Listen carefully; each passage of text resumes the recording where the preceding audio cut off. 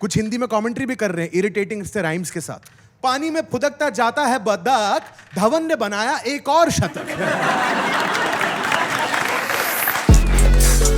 TTL Social Season 2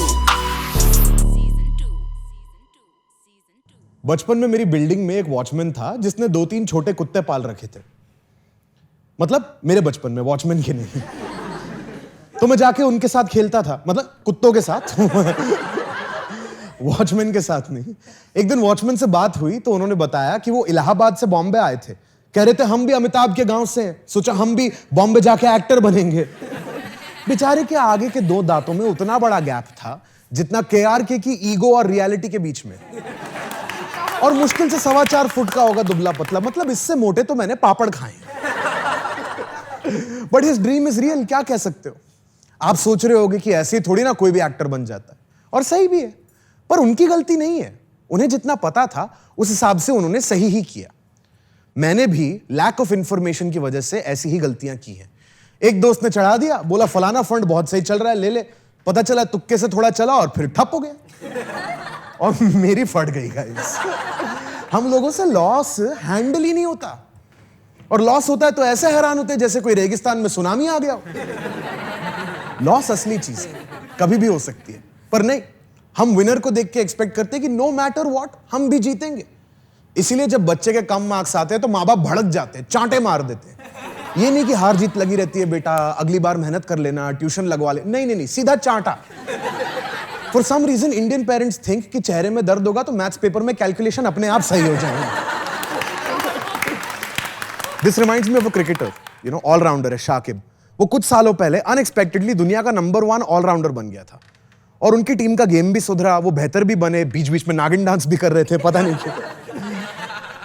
पर ऐसा नहीं है ना कि एक वर्ल्ड क्लास प्लेयर की वजह से वो हर मैच जीत जाएंगे, और अब तो उसे शायद बैन भी कर दिया है। नागिन डांस करने के कारण भी कम हो जाएंगे उनके पास।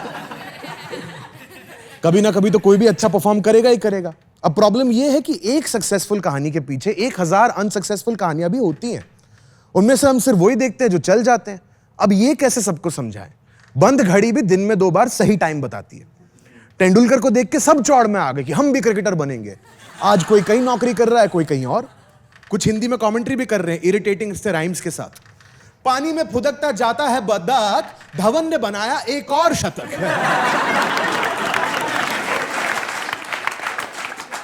हाँ माँ, क्या हाल है?